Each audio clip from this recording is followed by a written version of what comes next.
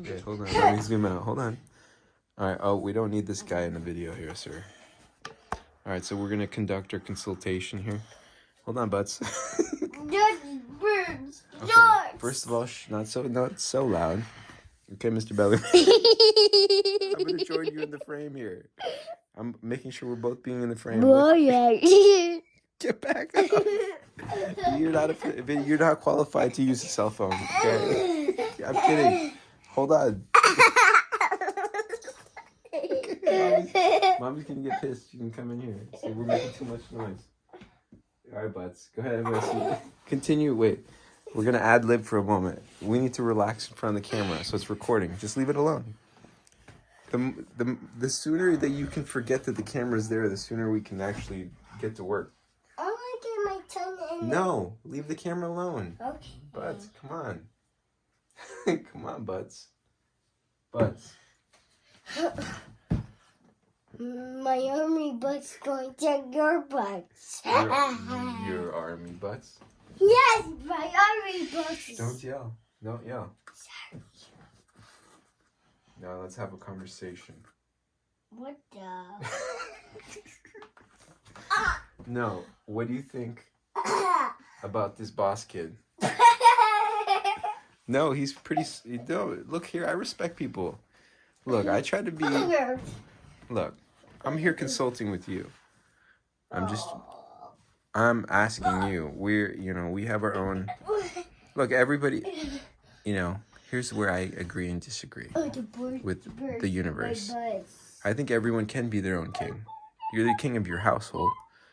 Now, that doesn't mean I'm going to go disrespect someone who's more prominent in a bigger community or whatever. What I'm saying is my home is my home. And I think that everyone can be a king of their own home. So, all right, so let's go for it. This guy is a boss, bro. He's an absolute boss. Anything else you want to mention on that? What do you think of our t-shirt? You want to start making t-shirts? What would you do if you did a t-shirt? Would it have a butt on it?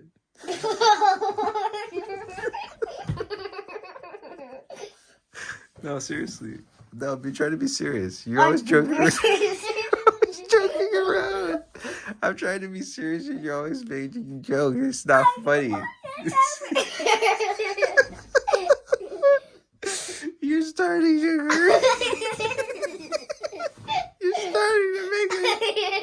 starting to make me upset. Okay, I'm stopping. Look. Oh, all right, butts. Look, butts. Do you want a t-shirt with the butt on it?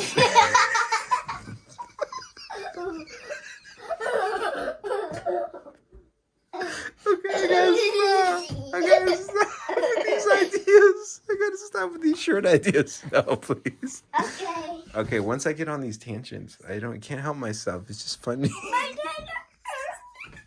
It's not funny, sir. How dare you? First, this guy, what they're gonna say, look, this is what they're gonna say. I already know what people are gonna say. First thing, now we can't, now we don't even know which, are we supposed to walk on our hands or our feet? This guy's trying to confuse us to the point of extinction. They're gonna say, this guy's trying to confuse us to the point of extinction. Me? This is my fault? No, I'm just trying to pose questions. I'm trying to pose questions to you, sir. I'm trying to have a conversation that involves creativity and laughter. No, seriously. Okay, look, I understand. Daddy, you're serving butts? What? Shrimps? No, I did think, though, you could have a crab costume where you walk on your hands and your legs bend forward. So then, Daddy, your foot is like the crab leg, I guess. No, it made sense in my head. But then I was like, how does that work? Daddy. The crab I see is the one from Daddy. Moana. What was that song? How did that song go again? In Moana? Daddy, you want yours to have a butt face? No. Okay. I know. We're gonna. Okay, so we hit 5 minutes. Okay, let's stop. We're gonna read again. We're gonna get back to reading. Can we do that? Okay. Okay. I want you to sit for a little bit. Stop being disrespectful to the furniture, bud. Okay. It's not meant to be walked on. All right, little man. Give me a moment here. Give me a moment here, sure. I'm gonna use the facilities. Like the bathrooms here are different. They are.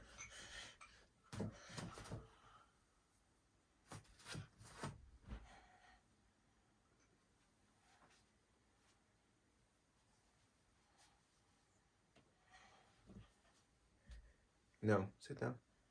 We're getting ready to read, please. Pull your pants up. I don't like you. You can joke around, but also too sometimes it's good to be serious.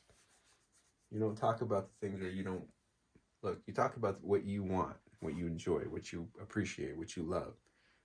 That's what I believe. So I set my intentions, right? I speak about what I think can be done to make things better, or what words can be produced to lighten the load, the metaphorical load on the situation. If I'm wrong, I'm wrong. I have no problem with that. But I can always set those intentions, is all I'm saying. That's all I'm saying. Okay, so now let me try reading. I'm going to practice reading. I hope I make a lot of mistakes because mistakes help me get better. All right. Just for a little bit. Just hold on, bud. Just for a moment. I need my glasses because I'm getting old. I need my glasses. Okay, sure. I need my water too. My shirt is very dirty. I thought about that. Like 2 types of clothes. Excuse me. No, the clothes. The clothes that. Like I wear every day that I wash a lot. It's almost like healthcare professional clothes, I guess. But then I like to have clothes that I wear that I don't like to wash a lot. That I rarely wash because I try to keep clean. No, I'm trying to explain things in a way that makes sense to anyone, regardless of where they come from. That's all. All right. Some words I stumble on here, so. And I gotta practice my articulation. Articulation. Articulation. Articulation. Articulation. Articulation. Dude, alright. You could have gotten a chain for it, said Omri. She looked at him. You're right. She said, I should have done just that, but I didn't. And now it's your cupboard. Kay, please don't lose it, Omri. Will you? Omri put the cupboard. What the?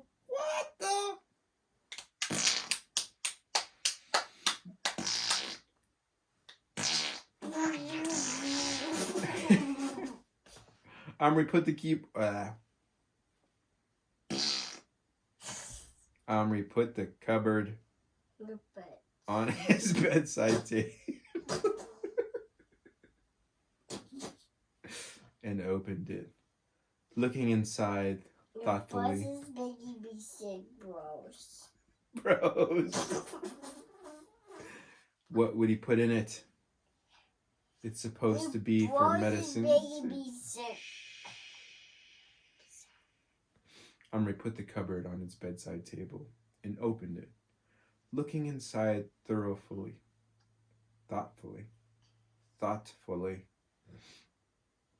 What would he put in it? Omri put the cupboard on his bedside table and opened it, looked inside thoughtfully. What would he put in it? It's supposed to be for medicines, said Gillen. Said Gillen. Gillen? Gillen. Gillen? Gillen. McGillicuddy. Gillen. Gillen. Guyan. Guy 1-1 on. Guyan. Gillen. What if it's Gion? What if it's G. Gillen? What if it's G. Illen? What if it's G. Ill on? G. U. Ill on. Huh? Alright, so G. Ill on. It's supposed to be for medicine, said G. Ill on. You could keep your nose drops in it. You could keep your nosy drops in it. G. Ill on. You could keep your nose drops in it. No. What the?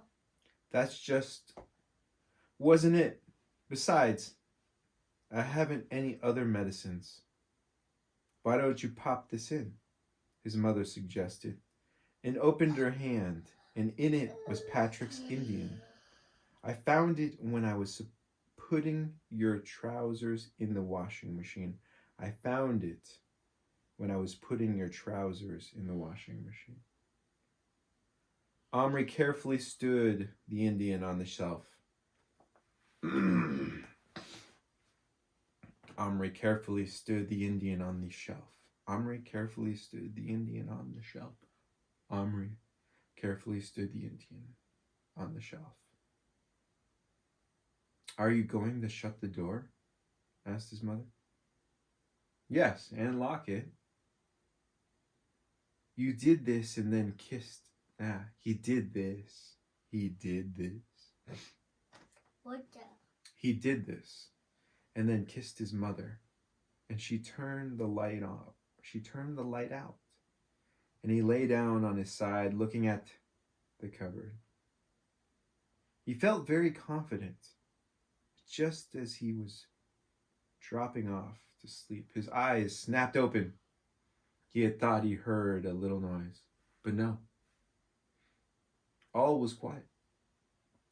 His eyes closed again. Again? In the morning, there was no doubt about it. The noise actually woke him. He lay perfectly still in the dawn light, staring at the cupboard, from which he was now coming a most extraordinary series of sounds. A patterning, a pat ring, a pat-tat-tat-tat-tattering, a tapping, a scrabbling, a scraping, a scrabbling, and surely a high-pitched noise like, well, almost like a tiny voice. To be truthful, Omri was petrified. Cha! Avada Kedavra! Who wouldn't be? Undoubtedly, there was something alive in this cupboard.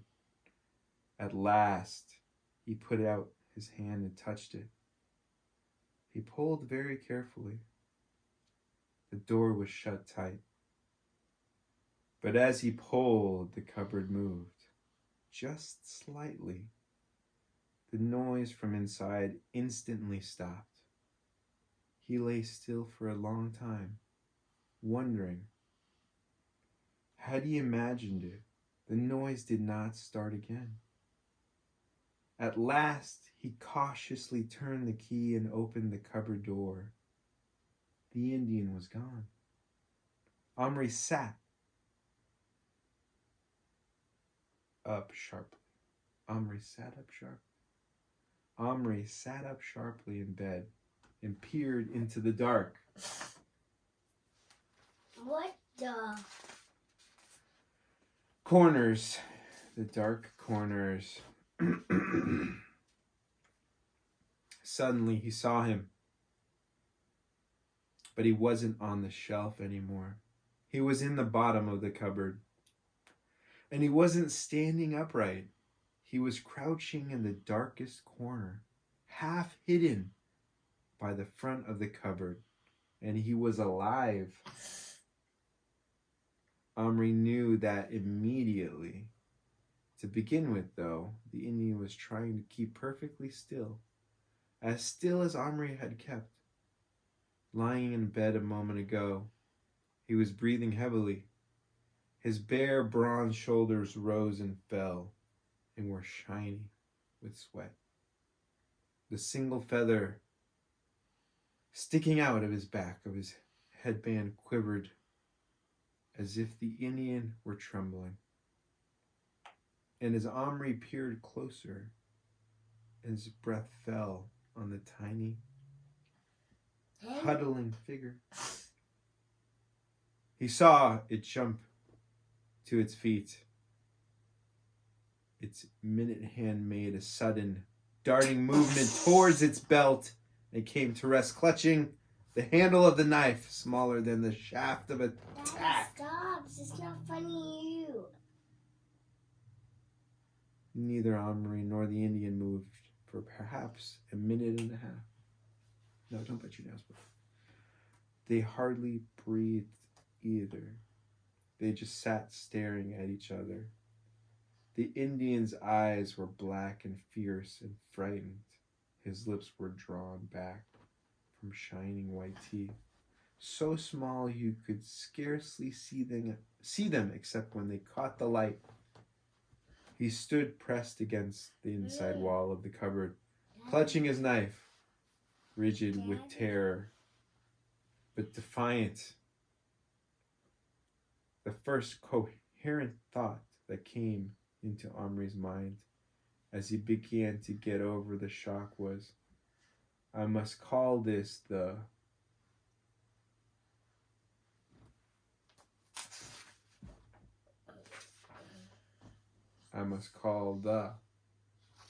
Army.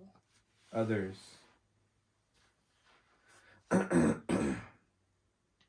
Meaning his parents and brothers. But something, he wasn't sure what, stopped him. Maybe he was afraid that if he took his eyes off the Indian for even a moment, he would vanish or become plastic again. And then, when the others came running, they would all laugh. Excuse me. No, bless you. Thank you, bud. No, not excuse you. That's bless you. Oh, thank you. Where was that? What the? Maybe if he was afraid. Maybe he was afraid that if he took his eyes off the Indian for even a moment, he would vanish or become plastic again. And then when the others came running, they would all laugh and accuse Omri of making things up. And who would blame anyone for not believing this unless they saw it with their own eyes? Another reason Omri didn't call anyone was that if he was not dreaming and the Indian had really come alive, it was certainly the most marvelous thing that had ever happened to Omri in his life. And he wanted to keep it to himself, at least at first. Okay, sorry. The Indian gave a fantastic leap. Oh, sorry, I skipped a sentence here. His next thought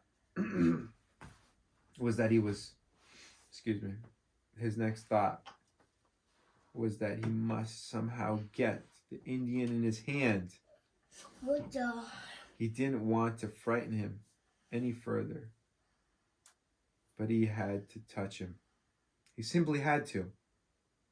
He reached his hand slowly into the cupboard. The Indian gave a fantastic leap into the air. His black hair flew and the fringes of his legs fluttered. His knife, raised above his head, flashed. He gave a shout, which even though In the name of love. it was a tiny shout to match his body, was nevertheless loud enough to make Omri jump. but not, hold on, but not so much as he jumped when the little knife pierced his finger deeply enough to draw a drop of blood. Omri stuck his finger in his mouth and sucked it and thought, how gigantic he must look to the tiny Indian, and how fantastically brave he had been to stab him. The Indian stood there, his feet in moccasins, planted apart on the white painted metal floor, his chest heaving, his knife held ready, and his black eyes quite wild. Omri thought,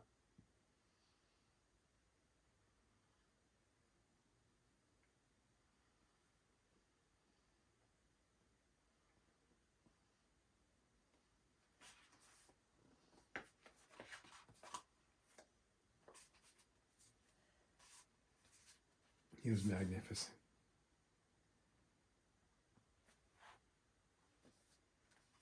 I wouldn't hurt you, he said. I only want to pick you up.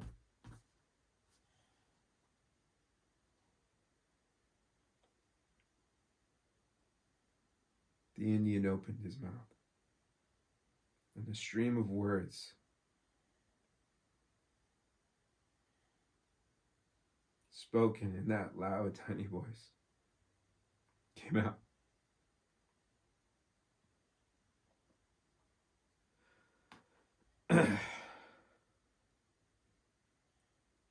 Not one of which Omri could understand. Don't you speak English? Asked Omri. All the Indians in film spoke a sort of English. It would be terrible if his Indian couldn't. How would they talk to each other? The Indian lowered his knife a fraction. I speak, he grunted.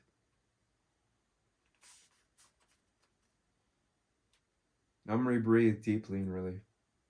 Oh, good. I listen. I don't know how it happened that you came to life, but it must be something to do with this cupboard, or perhaps the key. Anyway, here you are, and I think you're great. I don't mind that you stabbed me, only please can I pick you up? After all, you are my Indian. He finished in a very reasonable tone. He said all this very quickly while the Indian stared at him. The knife point went down a little farther, but he didn't answer. Well, can I? Say something, urged Omri impatiently. I speak slowly, grunted the miniature Indian at last. Oh, Omri thought. And then said very slowly, let me pick you up.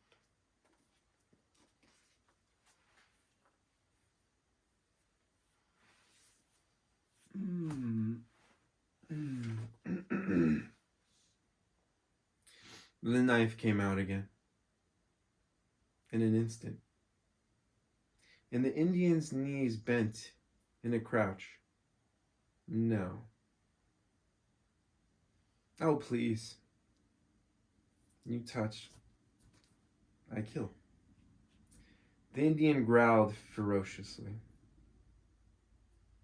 You might have expected Omri to laugh at this absurd threat from a tiny creature scarcely bigger than his middle finger, armed with only a pinpoint, but Omri didn't laugh. He didn't even feel like laughing. This Indian, his Indian, was behaving in every way like a real life Indian brave. And despite the vast difference in their size and strengths, Omri respected him. And even odd as it sounds, feared him at that moment.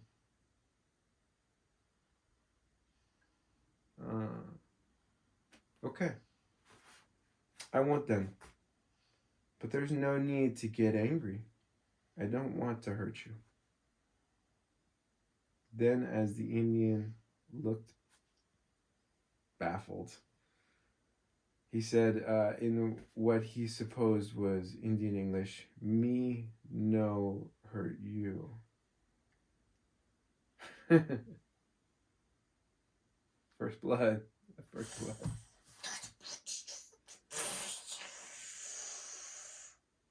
No, I don't know who's right. I don't know. I wasn't there.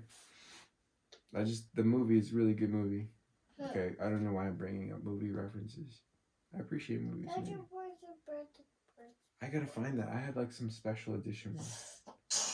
Dude, I should stop because now I want to talk about like movies and stuff. Omri had been, let me finish this page. I'm on page 12 here. Omri had been half lying in bed all this time. Now, cautiously and slowly, he got up. His heart was thundering in his chest. Hold on, bud. I'm almost done. He couldn't be sure why he was being cautious. Was it so as not to frighten the Indian? Or because he was frightened himself? He wished one of his brothers would come in. Or better still, his father. But no one came. All right. Dude, I appreciate that, bud. Thank you. I got to work on my reading skills and my enunciation skills and articulation skills and my vocabulary and my ability to communicate. So if I read... There's some words I said wrong. Hold on, bud. There's some words I said wrong, so I'm going to work on it. But thank you. No, I appreciate that. Thank you for the applause, too. Can you turn my tablet up? Yes, let me turn this off.